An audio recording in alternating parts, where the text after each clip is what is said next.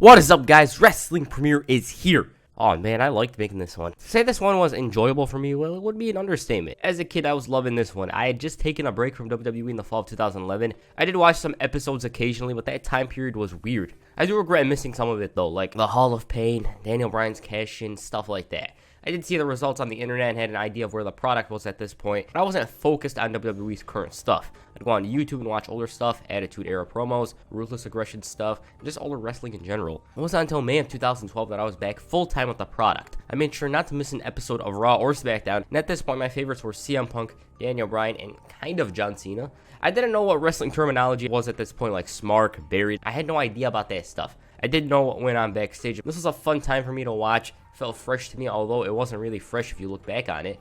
After that 7-month break, I was all in. I see new talent getting pushed, old faces returning, and I was back. Now, on the time I was away, I did watch the Rock Cena program, but I wasn't paying 100% to the product at the time. With that said, today I'm here to cover the once-in-a-lifetime feud between The Rock, the Great One, the Brahma Bull, and John Cena, the champ, the leader of the C Nation, all that. I'm not covering the sequel as that deserves its own video, and plus if I edited it to this one, it'd probably hurt the quality in general, so I might screw myself over by making 2 in 1. Anyways, this was the one feud I wanted to see as a kid. I'd get hyped each time the Great One made an appearance on TV, whether it was the Hall of Fame ceremony or a special episode of SmackDown. It didn't matter. If he was there, I was excited. As for John Cena, he was the top guy. He was the face of the company during my childhood. Time from time, I'd say Cena sucks or let's go Cena. I guess it depended on the opponent, but I didn't really hate Cena. But when it was announced that The Rock's facing him at WrestleMania 28, you could guess which side I chose. I mean, it's obvious. The Rock. I chose The Rock. Looking back, if this match happened when I was a bit older, I would have rooted for Cena because he was the guy that worked full time. He didn't leave or go on a part-time schedule and stuff like that. I just would have rooted for him. It's nothing against The Rock. It's just I prefer the guy that stays here full-time. Anyways, let's get into it. Before I do, let me just say that the content of June is DX, SmackDown Live 2016-17, the WWE versus ECW head-to-head. I don't think anyone's made a full video on that on YouTube. And, you know, let's just take a crack at it. I never actually watched the full episode. I watched that Battle Royal on the ECW One Night Stand 2006 DVD. So, yeah, I think that will be a great idea for me to make. Vengeance 2005, classic. Vengeance 2006, and Vengeance 2007. I didn't forget about Vengeance 2007. I'm going to make that one. That's just some of the stuff I'm going to cover in June. The rest, well, unexpected. It could be anything. Anyways, let's get into it. At this point, WWE was starting to transition into the part-time era. I thought this change hurt WWE. I mean, it still hurts them to this day. They refuse to make new stars, and in 10 years, guys like McIntyre, Rollins, Reigns, and Bryan are going to be the part-timers. At least that's what it looks like. With that said, this was when The Rock decided to finally return to the WWE. He claimed that when he knew that he made it in Hollywood, he was going to come back. At this point, he had already made it, I believe. He was set to star in Fast 5, and this was the role that got him to the top of Hollywood by looking at his list. Like, if you look at the movie before this, I believe it was Faster, and after the Fast 5, well, he became a megastar in Hollywood. He already was a star in Hollywood, but after, like, Fast 5, he was in G.I. Joe, Pain and Gain, which is the biggest cluster I've ever seen. Yeah, it just opened the doors to more prominent roles in Hollywood. Anyways, The Rock finally returned on the February 14, 2011 episode of Raw as the guest host of WrestleMania 27. He let out all the excitement he had, and he let everyone know that he's back for good. You can check out this video I made on him about a few months ago. It's about that entire episode of Raw. He showed off some of the old Rock. He trashed John Cena, stating that he walks out here looking like he just got a shot out of Barney's anus. What the hell? The face of the WWE responded with a rap, not a promo. These are the words. You're electrifying, yes, but hang with me, that's just absurd. See, now you gotta tell your family you just got schooled by Barney's turd. You're the WrestleMania host, Rock. That's your role, know it. You tell these people that you love them. I'm here every week to show it. That's called a first-round knockout, and now you know that I'm not playing. Run your mouth all you want, dude. Doesn't matter what you're saying. I remember watching this one live. I was like, Cena's back to being a rapper again. Basically, John Cena's problem with The Rock at this point was, you're not here all the time, I am, and I should get loved for that, basically. Should have led to a heel turn. By the way, if you didn't know, this feud also involved The Miz. He was basically a third wheel, and The Rock also responded by doing a rap of his own. And the way he says, you can't see me, it's like he's speaking to a little baby. That rap didn't last long. It lasted for about a few seconds, and the Great One didn't appreciate Cena's remarks, so he called him a yabba dabba bitch. They continued to deliver verbal cheap shots and jabs up until the final Raw before WrestleMania 28. That was the night when both men stood face to face. Now, before I talk about this, these two weren't really fond of one another in real life. Cena trashed Rock in a 2008 interview with The Sun, and here are some of the things he said. Link is in the description, by the way. And I quote, "This is my take on The Rock, and he's a genuinely nice guy. I've met him. He's a fantastic human being. What I kind of peeved about, and I guess this is my flaw, my Achilles heel, I hear every day with young talent, with mid-card talent, with people aspiring to make it in this business. I hear, I've wanted to do this my whole life. Rock falls into that category. He at one point loved wrestling and wanted to do this all of his life. Explain to me, why can't he come back for a 15th anniversary show? Or why can't he make an appearance at WrestleMania? Simply put, it's because he wants to be an actor. There's nothing wrong with that. There's nothing wrong with that. He's a very good actor. He's very successful. He's done very well for himself, and associating himself with sports entertainment doesn't do much for his acting career. It only helps out the sports entertainment audience, so I get why he doesn't come back. Just don't me around and tell me that you love this when you're just doing this to do something else. That's the only thing that gets me really pissed off. They had an awkward interaction at the Hall of Fame ceremony. Like, I believe The Rock made fun of him and Cena made that face. You guys know what face I'm talking about, right? Anyways, Cena called out The Rock once again, final Raw before WrestleMania, and here are his words on that night. Hustle, loyalty, and respect. Hot garbage, you called them. Apparently, The Rock has a problem with my moral code, but here's the kicker, and this one surprised me. My audience is kids. It is, Rock, and I'm damn proud of it. I'm damn proud of who I am, and I'm damn proud of what I've become. Now, if you have a legitimate gripe about me not working my tail to the bone to help this business, then we've got something to talk about. But if not, then who the hell are you?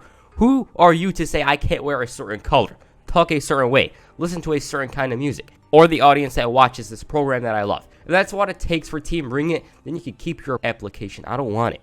Every week I come out here as myself. There are some people that like it. There are some people that don't. You know what I don't do? I don't try to change their mind because I don't judge anyone. When this is all over, I'll be judged. But I've got news, great one. I won't be judged by you. Here's Rock's response. Oh yeah, John Cena, you're right. The Rock isn't going to judge you. But there's only one man who can do that. The same man who judges The Rock. That's the good Lord. But you need to understand, the good Lord can't save you from The Rock whooping your monkey ass all over Chicago. It was a wild situation that was gonna erupt, but then the forgotten third wheel, The Miz, interrupted. And after he ridiculed both men, he fought with The Rock. Riley missed double-team the Great One initially, but he managed to neutralize him. Once he sent them away, The Rock was on a receiving end of a John Cena attitude adjustment. So heading into WrestleMania, The Rock finally got a taste of what it was like to be in the WWE once again. As for that main event, one of the weakest, one of the worst main events in WrestleMania history. Silver lining, though, is that Miz had an awesome promo. You could hate me now. That promo, like, it embodies who The Miz was at the time and in general.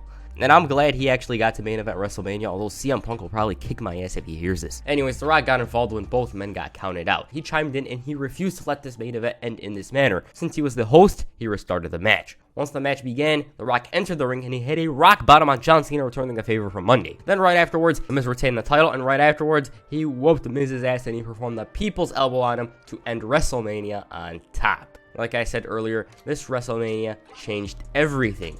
Part-timers were running all over the place from here on. On the April 4th, 2011 episode of Raw, The Rock and John Cena did something up to that point and to this day, I believe. Keyword I believe, because I assume one of you guys is going to correct me. This was unprecedented. First of all, Cena and Rock went back and forth. The Rock said that he shops at department stores while Cena shops at Baby Gap. Cena's response, fashion advice from the Tooth Fairy, and it was time to get serious. He said that the time for talk is over. He said that The Rock is the people's champ, and he asked him to listen to the people. He asked him to hear the fans, feel it, see it. He said that these fans are standing in the ceiling not because they want us to talk, but because they want a match. And not just a match, the match where generations collide. The match that they want to see is John Cena versus The Rock. The Rock's response, John Cena, you have no idea what you just asked for. You asked The Rock to bring it. Oh yeah, The Rock will bring it. You bet your candy ass The Rock will bring it. But The Rock says we make history. We do something that's never been done before. The Rock says we make the biggest matchup of all time on the grandest stage of the world. WrestleMania 28,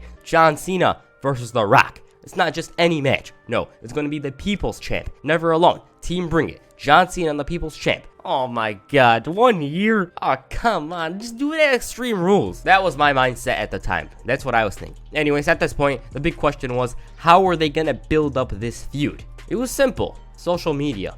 On Twitter, these two went back and forth. Cena at live events trashed Rock, stating that The Rock isn't there for the fans. He ran The Rock down. Rock said that Cena was majoring in douchebagonomics. He was counting on Cena to bring the WWE Championship to WrestleMania 28. But that didn't happen, as Cena screwed up everything by losing the title to CM Punk. Now, the feud was on social media occasionally, like every few weeks. They take jabs at one another and stuff like that. But it was only for the people that were on Twitter. For a few months, we forgot about The Rock.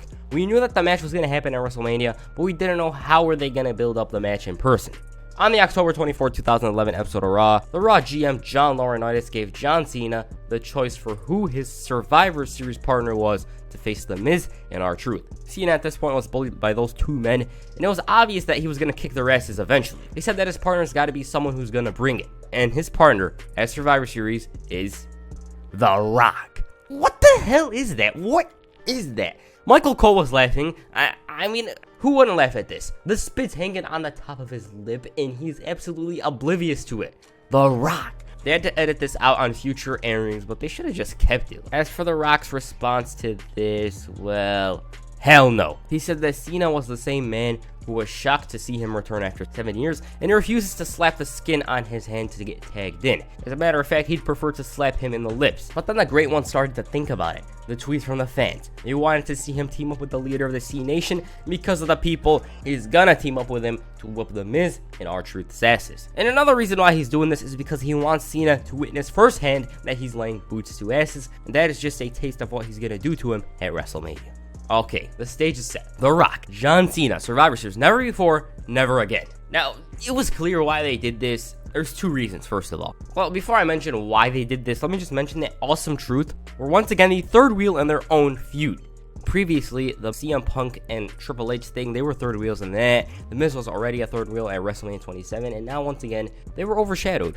As for why The Rock returned at Survivor Series and not WrestleMania, there's two reasons. One, they had to pop the buy rate, as I believe the previous year they did a pretty bad job. Survivor Series 2010, it didn't draw as expected, and so for 2011 they brought in The Rock, and they succeeded. I mean, the buy rate was pretty high. That's the buy rate for Survivor Series 2011. And another reason is because The Rock had to shake off the ring rust. Simple as that. He had to be prepared for WrestleMania 28. It didn't matter if he screwed up here, because he would have time to get in shape and go out there once again. But if he screwed up at WrestleMania, it would have been catastrophic in a way. As for the tag team, one of the most unlikely teams. There was Fruity Pebbles, who was marketable to kids. There was Dwayne Johnson, who was trying to force Cena's lady parts to trend on Twitter. As for the matchup, decent, I guess. I enjoyed it a little because The Rock was finally there. But the problem with this match was the fact that Awesome Truth didn't benefit at all from this. They had momentum, and I feel like they could have been much more. But then again, R-Truth violated the wellness policy because Evan Bourne snitched on him, so there's that. The story of the match was, when was The Rock gonna come in? It's simple as that. Awesome Truth isolated Cena throughout the match, but then when The Rock got tagged in, everything changed. He was on a roll. He got the hot tag and everything was crazy. MSG, The Rock, Cena. He got the people's elbow on Miz and they won.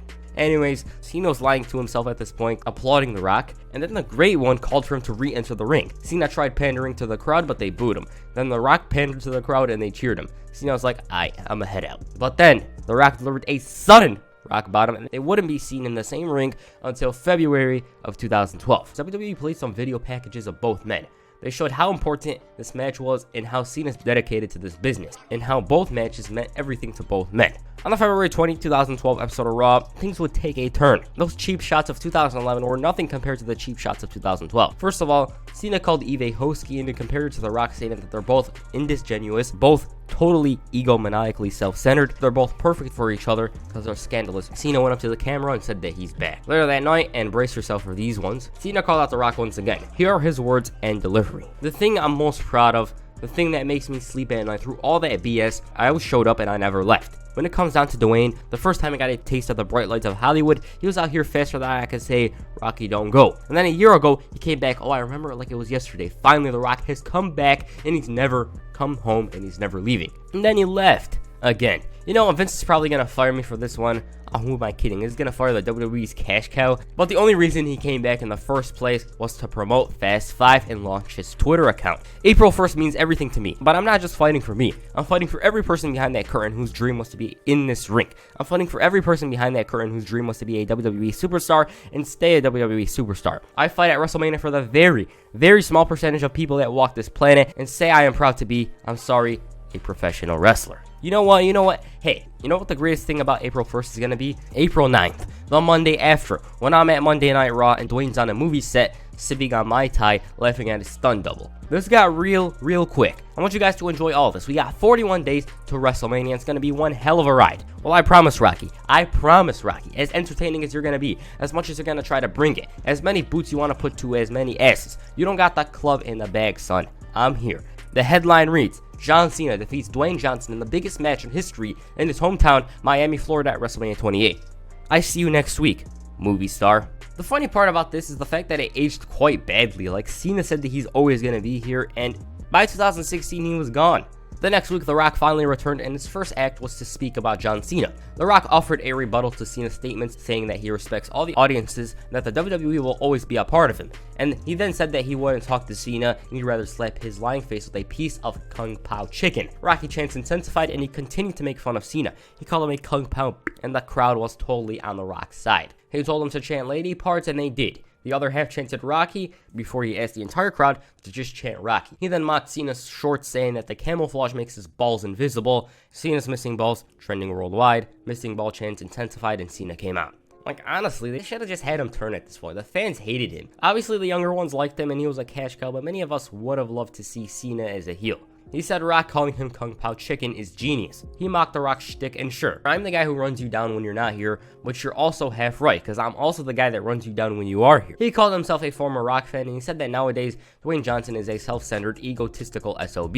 And this line was, in storyline, like, ridiculous. I don't need words like respect and loyalty to trend worldwide, just like I don't need my notes for my promo on my wrist. Now, there's conflicting reports on this, but I assume this was a work, as they want to have The Rock look like a guy who's forgotten what to say during a promo, and have him look like an idiot so I could root for Cena, I guess. Or maybe they were saying that The Rock has forgotten WWE so damn much that he forgot some of his lines. He didn't know what to say anymore. He ridiculed The Rock's signature taunts, and he said that he may be a guy that has no balls when he's going to be the guy that kicks The Rock's ass at WrestleMania. The following week, The Rock was in Boston. He made fun of Cena throughout the episode, and then it was time for the promo. These are The Rock's words. You understand something about me, John. Understand this. You strip away WrestleMania. You strip away the glitz, the glamour, the lights. You strip away Hollywood, the movies, the fame. You strip away the catchphrases. You strip away trending worldwide. You strip it all away. Look at me. You strip it all away. If we do, at The Rock's core, The Rock is a 6'4", 265 pounds of man that will rip your throat out. At your core, you will always be a little boy who will go down in history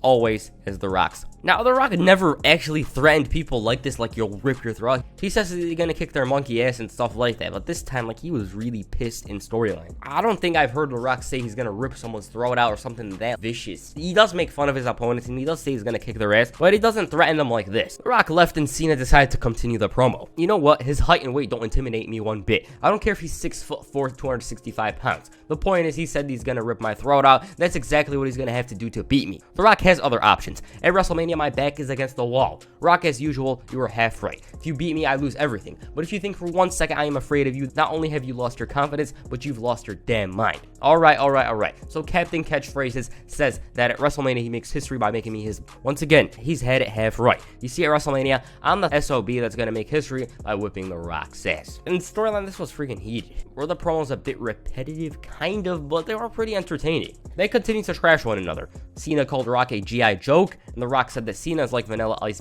banged a Teletubby? What the hell? The Rock always brings up some of the most obscure things ever. Like, remember that time he called Daniel Bryan an Oompa Loompa? Alright, this is the final one. On the final Raw before WrestleMania 28, both men stood in the same ring once again. Cena spoke to Rock first, and here are his words. I've had some great moments in WWE, but I've been here when it wasn't so cool to be a WWE superstar. And even in the good times and the bad times, I'm the guy that beats the company drum loud, saying, this is where I belong. This is what I do and I'm proud of it, and this is what I love. This is what I love. So many people say that nowadays. It's become a cliche. But after 10 years of doing this every night, when one guy says it, regardless if you like my character, they know that I mean it. That's why at WrestleMania, I have to win. After WrestleMania, life goes on for The Rock. The Rock will be starring on G.I. Joe this summer. This role will launch him into a new atmosphere of superstardom never seen before. After WrestleMania, well, my office doesn't change. After WrestleMania, The Rock, this is still my life. You know, the past year we have said a lot of stuff to each other, and I feel real comfortable saying this to your face. I will be damned if you come in a visitor as good as you are and take my life from me. 10 years, and everybody knows I'm just getting started. I risk my health every single night. I can't lose. They know I can't lose. That's why I have to win. They know I have to win. That's why they know I have to win this match much more than anything in my entire life. What it seems to me was like Cena was desperate as hell to win this one. And yeah, sure, the fans could boo him, but he's going to continue doing what he does on a regular basis, unlike this guy, The Rock. He was trying so hard to call out The Rock. He was calling him fake and phony.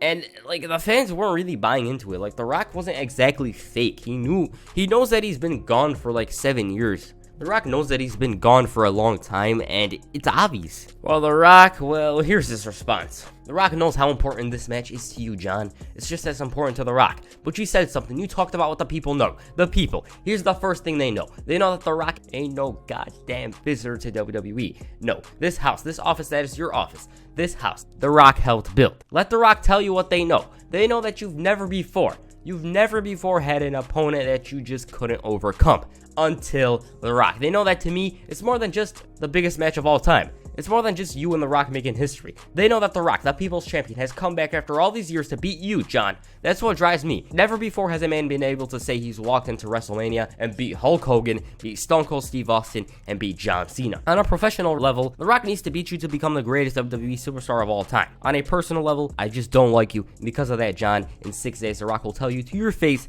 not only is The Rock going to beat you, but in 6 days, The Rock is going to give you the ass kicking of a lifetime. You know it, The Rock knows it, and you could bet your ass that they know it too. Cena once again was pissed. Like, he said that he's glad that The Rock thinks this way. He said that it doesn't matter what The Rock thinks, taking the jab at him. He said that on April 1st, he'll be the guy with his hand raised high over The Rock's carcass, and the headline will read, John Cena whips The Rock's ass at WrestleMania. At this point, they had to deliver. This was the most hyped match in the history of the company. Did I have the best build-up? Not really, but did I enjoy the build-up? Yes. It kind of hurt them that they booked the match a year in advance, but nonetheless, this was something I was hyped for. 363 days. They had a bunch of past and present superstars discuss this matchup to the tune of We Are Young. It was just crazy. 1 year. We waited 1 year for this to finally happen. As for their entrances, well, first of all, Puff Daddy came out to a chorus of boos to introduce MGK and Skylar Grey, who performed Invincible for John Cena. MGK got booed, but then the boos were even louder when the face that runs the place came out. He was donning new green gear. Then Florida came out, and I'm still pissed he didn't do a duet with Heath Slater. Like, come on. He performed Good Feeling in Wild Ones, and once again, you'd think this was the final match in both men's careers, with that damn video packages playing in the background. Then The Rock came out to cheers, and those poor ladies had to stay still. And this moment, look at that moment. This was when I was like, this is real. Two leaders of two generations colliding at WrestleMania. God. As for the match itself, the crowd was hyped as hell. I mean, CM Punk could say he should have main evented that year, but I'd even take the end of an era over his match. As for where the main event ranks in my favorite WrestleMania matches, easily top 10. Will it make your top 10? I doubt it, but for me, it was epic. It was a rich spectacle, and you guys know when the fans are into the match, I love it even more than I do. Cena tried targeting the ribs, they traded the upper hand. The crowd was mostly on Rock's side chanting Cena sucks, although there were some that rooted for Cena. There were sudden finishers, the crowd was loud, and I already said that. Cena near the end had the upper hand, and did I mention that the crowd was pretty loud? It seemed like Cena was in the driver's seat as he had the non-stop 10-year experience, while The Rock only had one match in the past 8 years. He evaded a Rock crossbody by rolling through and hoisting him on his shoulders, and the fans were booing. They were like, Super Cena again. He hit the AA, but The Rock kicked out. At this moment, Cena began doubting himself. He was exasperated, and he didn't know what to do. He was going to go for the 5-knuckle shuffle, but then he decided on the people's elbow. Look at that. As Cena was running the ropes, he ran straight into a rock bottom. 1, 2, 3. One mistake could cost you. A huge blunder, a catastrophic tactical error from John Cena cost him the most important match of his career. And Cena sat on the aisleway in disbelief like he had him. He just screwed up. And as you know, this was the start of Cena's worst year. And it wasn't even a bad year if you think about it. Also, I'd like to assume that this was a match that ended Super Cena, because if you look at his career previously, he was dominant. After this, he did win the title a few times, but he wasn't as dominant as he previously was. He wasn't 2010 John Cena, that's what I'm trying to say. As for the match, I thought it was tremendous. The crowd, the story, it was magical. By this point, Cena and Rock managed to get back on the same page. They disliked one another beforehand, but by the time this match ended, they settled their issues. And Cena losing this match and WrestleMania 28 generating the highest buy rate in WWE history, it was very, and I mean very clear that there was going to be a sequel. That's it for this video. Make sure you hit an attitude adjustment on the like button and perhaps a rock bottom on the subscribe button. Peace. I'm out.